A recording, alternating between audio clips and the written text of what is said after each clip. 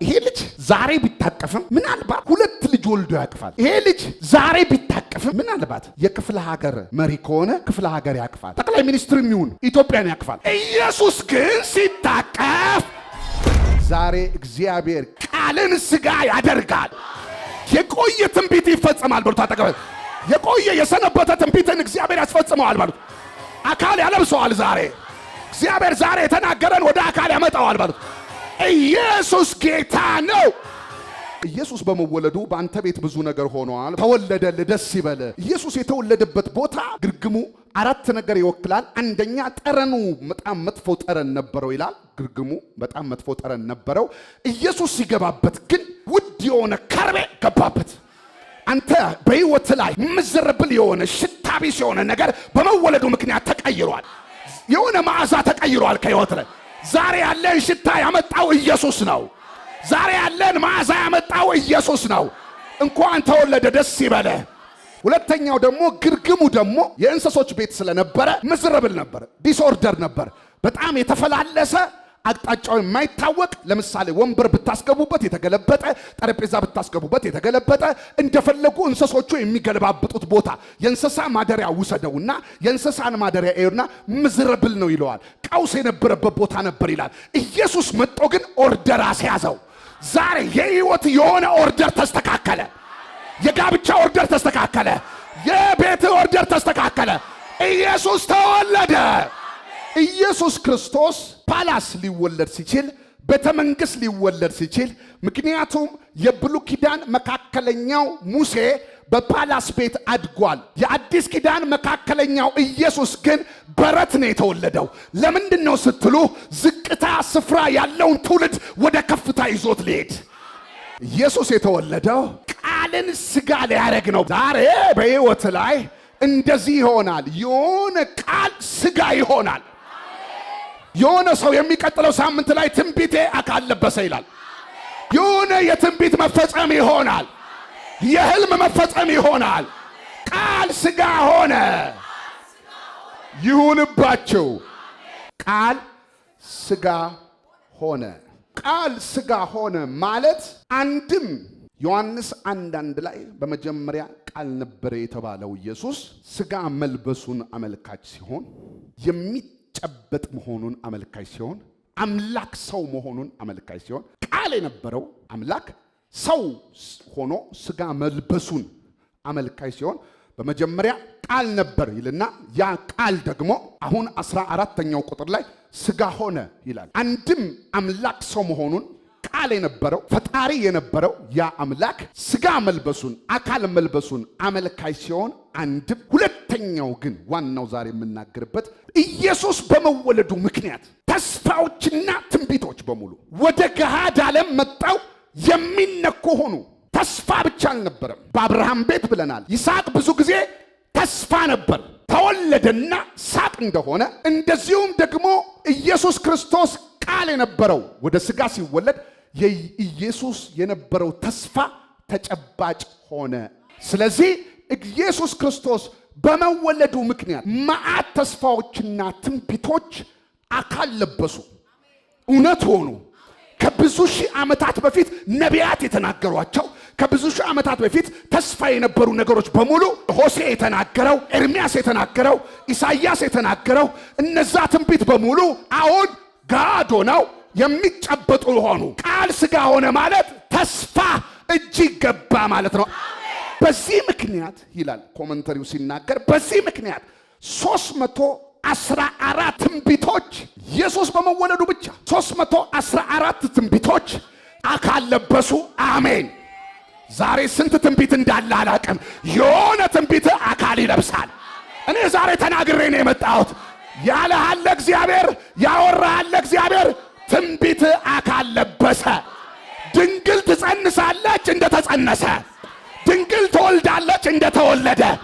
አንተ ቤት ላይ ትንቢቱ አካል ይለብሳል፣ ይወለዳል። ሰራዊት ይሰራ ኤልሻዳይ። እኔ ቤት የሆነ ትንቢት አካል ለብሶ ይገባል። ቀረ ያልከው ትንቢት ቤት ይገባል። ዘገየ ያልከው ትንቢት ቤት ይገባል። የታለ ያልከው ትንቢት ቤት ይገባል። የስምዖን መንፈስ ዛሬ ያርፍብሃል። ታቅፈዋለህ፣ ትይዘዋለህ። በእግዚአብሔር የተነገረውን የሚጠብቅ አንድ ሰው ነበር እንደተባለ ሳያ የማይሞት ሳያቅፍ የማይሞት ስምዖን የተባለ ከመቅደስ የማይጠፋ ከቤቱ የማይጠፋ ከአምልኮ የማይጠፋ አንቺ ነሽ፣ አንተ ነህ።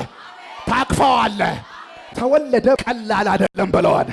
ቃል ሥጋ ለበሰ ነው። ትንቢት ተፈጸመ ማለት ነው። ተስፋ ወደ ተግባር መጣ ማለት ነው። አካል ለበሰ ማለት ነው። ትንቢት ያለው አለ ዛሬ። ተስፋ አለኝ የሚል አለ ዛሬ። ቃል ሥጋ ይሁንባችሁ። የሆኑ ሰዎች ምስክርነት ይዘው ይምጡ። የቆየ ትንቢት ይፈጸም። ዘመን ያስቆጠረ ነገር ቃል ሥጋ ይሁን። እግዚአብሔር የሚናገር ብቻ አይደለም።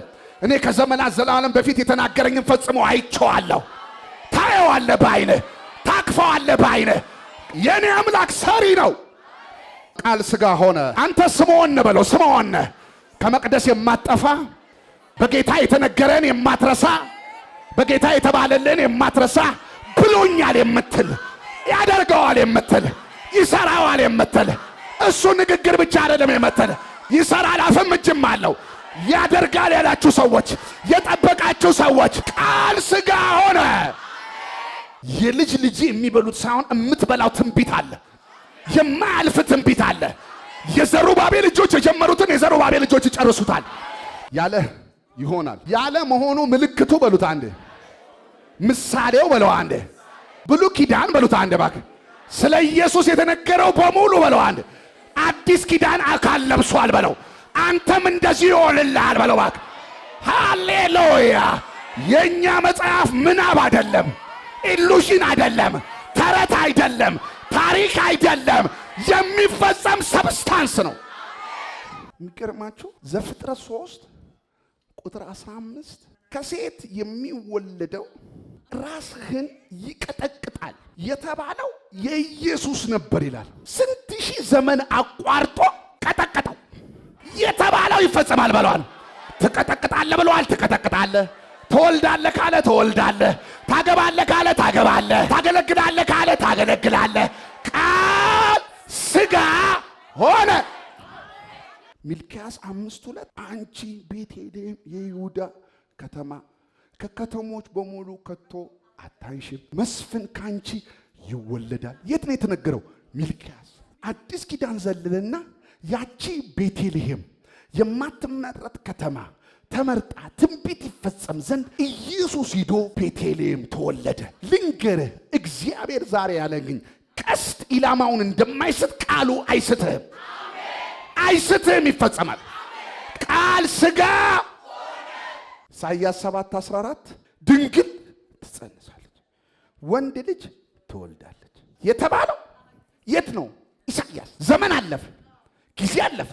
ይሄ ትንቢት ግን አያልፍ። ዞር በልና የእግዚአብሔር ቃል ኤክስፓየርድ አያረግም በለው፣ አያልፍም በለዋን፣ አያረጅም በለዋን፣ ላይ ይጠመጠምብሃል በለው። እንደውም አይፈጸምም ባልከው ወራት ይፈጸማል በለዋን። ተስፋ በቆረጣችሁበት ወራት እንደውም ይፈጸማል።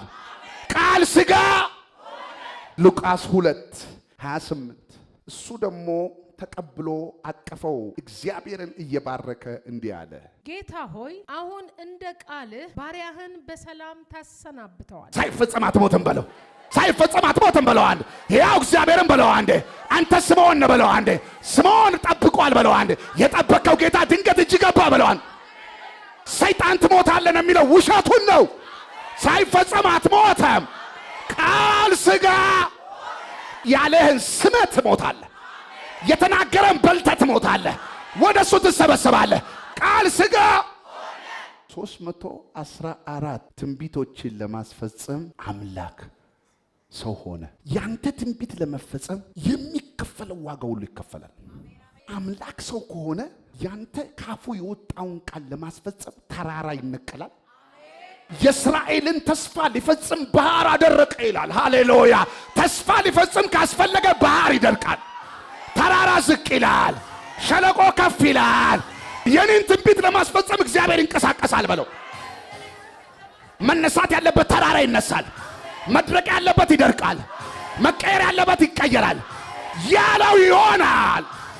የተወለደው ሕፃን ሆኖ መድኃኒት ነው። ታቅፎ መድኃኒት ነው። ታቅፎ ንጉስ ነው። ታቅፎ አለቃ ነው።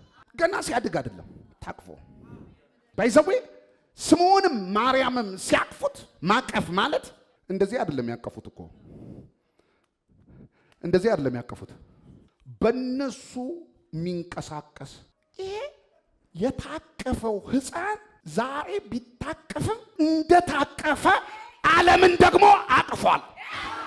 እሱ በለው አጠገብ ያለውን ሰው ቢታቀፍም አቃፊ ነው በለው። ምድርና ሞላዋን ይዟታል። ነገስታትን ይዟቸዋል። ተራራውን ይዟል። መልአኩን ይዟል። ከሰማይ በላይ ከምድር በታች ሁሉ የተያዘው በማን ነው? በማን የተያዘው? ሲታቀፍ ተራ እንዳይመስል በለው። እሱ በለው የታቀፈ አቃፊ ነው በለው። ዛሬም አንዳንድ ሰዎች የታቀፈ ሕፃን ይፈልጋሉ። እኛ የታቀፈ ሕፃን የለንም። ዛሬ የታቀፈ ሕፃን አይደለም ያለን፣ ዓለምን በሙሉ ያቀፈ፣ ዓለምን በሙሉ የያዘ፣ ምድርና ሞላዋ እጁ ላይ ያለች፣ ዓለማትን በቃሉ ደግፎ ብለው አንድ ዓለማት በቃሉ ተደግፈው፣ ጨረቃ ተደግፎ፣ ፀሐይ ተደግፋ፣ ነገስታት ተደግፈው ሁሉን የያዘ ሁሉ እጁ ላይ ያለ የነገሰ ጌታ ነው ያለን። ዛሬ ኢየሱስ ግርግም ውስጥ አይደለም። ይሄ ልጅ ዛሬ ቢታቀፍም ነገ ያቅፋል። ቆይ ዛሬ ቢታቀፍም ነገ ምናልባት ሁለት ልጅ ወልዶ ያቅፋል። እሺ ይሄ ልጅ ዛሬ ቢታቀፍም ምናልባት የክፍለ ሀገር መሪ ከሆነ ክፍለ ሀገር ያቅፋል። ጠቅላይ ሚኒስትርም ይሁን ኢትዮጵያን ያቅፋል። ኢየሱስ ግን ሲታቀፍ ያቀፈው ምድርና ሞላዋን ነው። ሰማይ ከሰማይ በላይ ምድር ከምድር በታች ማን እጅ ላይ ነው ያለው? ኢየሱስ እጅ ላይ ነው ያለው። አሜን በላይ እባክህ አንድ። አሁን ኢየሱስ በለው አንድ እባክህ። የታቀፈ አይደለም ያቀፈ ነው በለው። ይሄው ኒው ቨርዥን ምን እንደሚታቀለ ዓለማትን በቃሉ ደግፎ የሚለው በቃሉ ይዞ ነው የሚለው። ይዞ ኢየሱስ ነው ያዛቸው። ሸካ ያረጉ አይናወጡ አይረበሹ ይዟቸዋል። ሰባቱን ከዋክብት በእጁ ያዘ። በመቅደስ ውስጥ የሚመላለሰው ያ የናዝሬቱ ኢየሱስ ያንተ ጌታ ነው። ዛሬ የሆነ ቃል ዛሬ ሥጋ ይሆናል። ትንቢት አካል ይለብሳል። ዕብራውያን ምዕራፍ 1 ቁጥር 2 የዕብራውያኑ ጸሐፊ ስለ ኢየሱስ ይናገራል። ከመላእክት ጋር ያወዳደረ፣ ከሰው ጋር ያወዳደረ፣ ከብሉይ ኪዳኑ መካከለኛው ከሙሴ ጋር ያወዳደረው እንደዚህ ብሎ ይናገራል። ከጥንት ጀምሮ እግዚአብሔር በብዙ አይነትና በብዙ ጎዳና ለአባቶቻችን በነቢያት ተናግሮ ሁሉን ወራሽ ባደረገው ደግሞም ዓለማትን በፈጠረበት በልጁ በዚህ ዘመን መጨረሻ ለእኛ ተናገረን። እርሱም የክብሩ መንጸባረቅና የባህሪው ምሳሌ ሆኖ ሁሉን በስልጣኑ ቃል እየደገፈ የሚለውን ይዞ ማለት ነው። ኃጢአታችንን በራሱ ካነጻ በኋላ በሰማያት በግርማው ቀኝ ተቀመጠ። የሁሉ ወራሽ ማን ነው? ዓለም የተፈጠረው በማን ነው? የክብሩ መንጸባረቅ ማን ነው? የባህሪው ምሳሌ ማን ነው? ኃጢአታችንን ያነጻው ማን ነው? በአብ ቀኝ ያለው ማን ነው?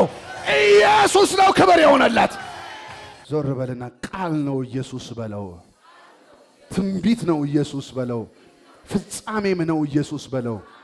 የተወለደው ሕፃን ተራ አይደለም በለው። ዛሬ በሕይወታችሁ ላይ ቃል ሥጋ ይሆናል። ቃል ሥጋ ሆነ። በኔ ሕይወት ተስፋዎቼ አካል ለበሱ። ከዘላለም ዘመናት በፊት የተነገረኝ ይፈጸማል፣ ይሆናል፣ ያደርገዋል። ቃል ሥጋ ይሆናል። እንደዚህ ብዬ እንደ አባት ባርካችኋለሁ። የሚቀጥለው ጊዜያችሁ ላይ እንደ ስምዖን አንድ ትንቢታችሁን እቀፉ። አንድ ትንቢታችሁን ያዙ።